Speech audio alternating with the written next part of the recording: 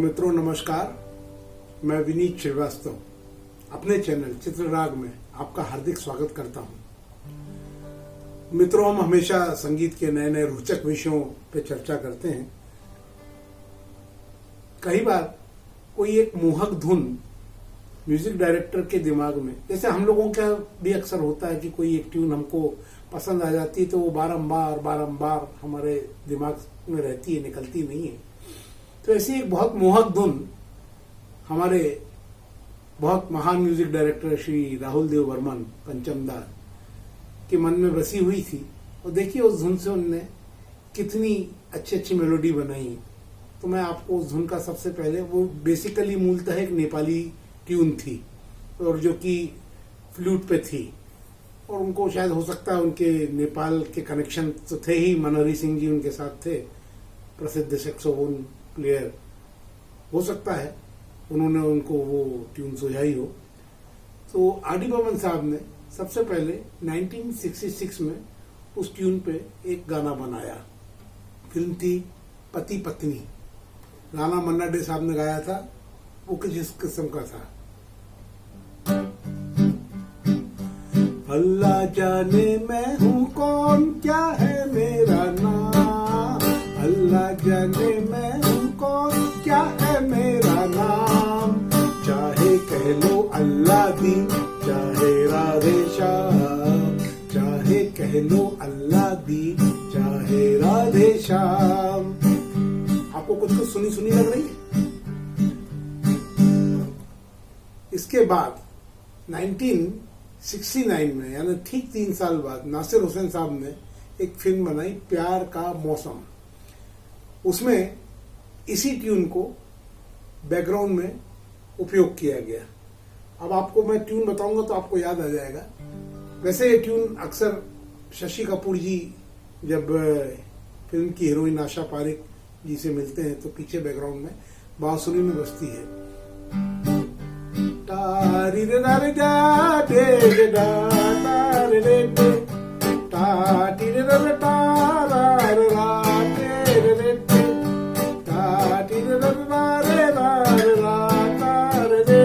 बस यही एक म्यूजिकल पीस है जो बजता रहता है फिल्मों में। कई बार ये पीस रिपीट होता है।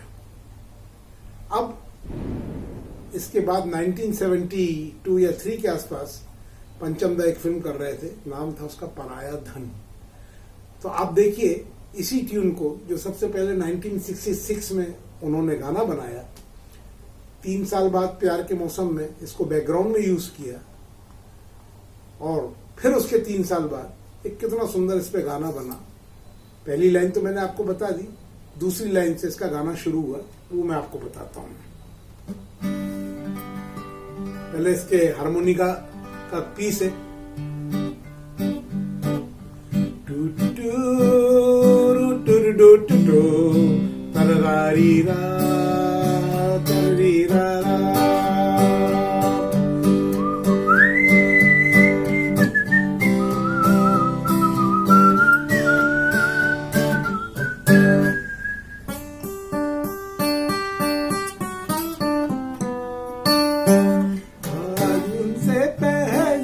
मुलाकात होगी, ये वही ट्यून है।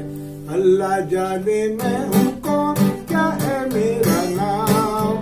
आज उनसे पहली मुलाकात होगी, फिर आमने सामने बात होगी। अब देखिए दूसरा मेलोडिक फ्रेज कितना अच्छा बनाया पंचमदा ने। फिर होगा क्या क्या पता, क्या खबर, फिर होगा क्या पता, क्या खबर। आज उनसे पहली मुलाकात होगी, फिर आमने सामने बात होगी। फिर होगा क्या क्या पता, क्या खबर, फिर होगा क्या क्या पता, क्या खबर।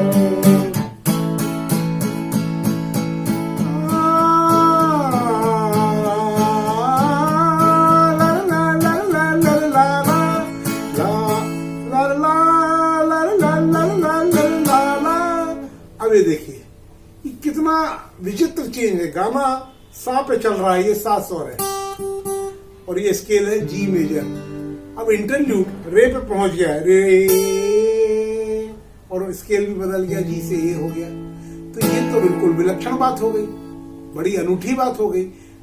सामान्यतः गाना जिस स्केल पे होता है उसी स्केल पे उसके बीच की म्यूजिक होते हैं, जिसको इंटरल्यूड्स बोलते हैं। अब ये गाना यहाँ था, आज उनसे पहली मुलाकात होगी, फिर होगा क्या क्या पता, क्या खबर। अब यहीं से इंटरल्यूड होना था, पर ये देखिए इस पे फ्लूट का पीस है, तररा तिररा तिररा तररा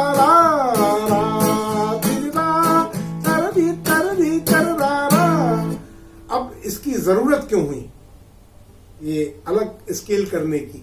वो यूं हुई कि आर डी बर्मन साहब का मानना था कि हीरो घोड़े पे जा रहा है और अपने स्वर पे अपना गाना गा रहा है।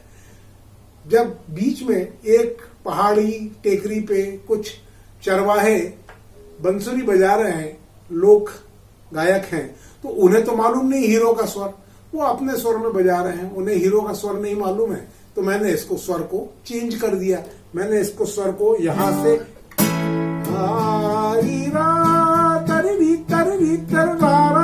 अब ये सुनना था। तो पंचम दा के जो अरेंजर थे बासु चक्रवर्ती जी, श्रद्धेय बासु चक्रवर्ती जी, उन्होंने बंगाली में पंचम दा को कहा, पंचम तोई चोड़े गेली किंतु नब्बी की भावे।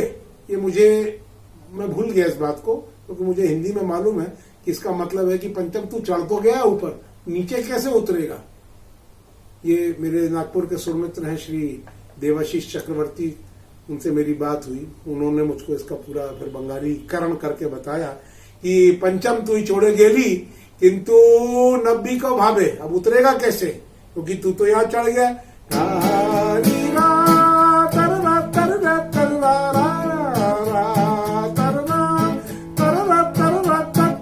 पंचम दादा का हम उसको कोरस से उतारेंगे, ला ला ला ला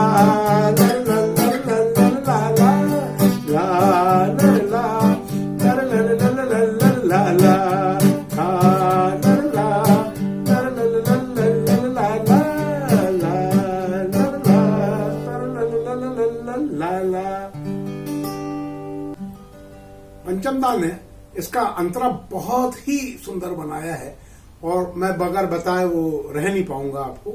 उसमें एक खासियत मुझे बहुत पसंद है, आप लोग भी जब इसको सुने गाने को ट्रैक पे जाके यूट्यूब में जाके, तो खासियत वो जो दोबारा रिपीट करते हैं किशोरदा, इसको म्यूजिकल लैंग्वेज में ऑस्टिनेटो बोलते हैं, जब दोबारा रिपीट करते हैं तो सुनिएगा, तो कुछ ऐसा है, 1 2 3 4 टरारेरा टरारीरा, अनदेखा अनजाना मुखड़ा कैसा होगा।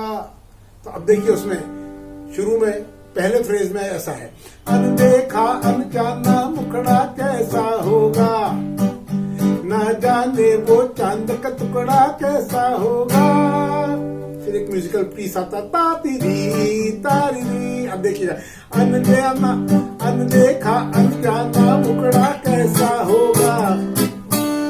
ये जो स्ट्रिंग सेक्शन में पंचम दा ने डेकोरेट किया है वायलिन के पीस में, इसको आप समझिए, इसको सुनिए, बहुत आनंद आएगा। अनदेखा अनजाना मुखड़ा कैसा होगा, ना जाने वो चांद का टुकड़ा कैसा होगा, मिलते ही उनसे नजर हाय दिल में एक बेकरार सी दिन रात होगी, फिर होगा क्या पता क्या खबर, फिर होगा क्या पता क्या खबर, आज उनसे पहली मुलाकात होगी, फिर सामने सामने बात होगी।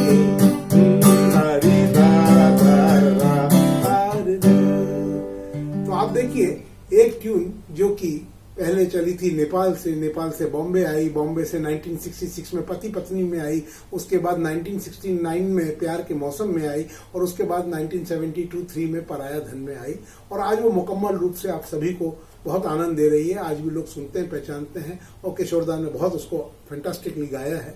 तो ये सुरमित्रों में आपको बताना चाह रहा था कि ट्यून हमारे दिमाग में रहती है, धुन रहती, धुन कभी नहीं मरती।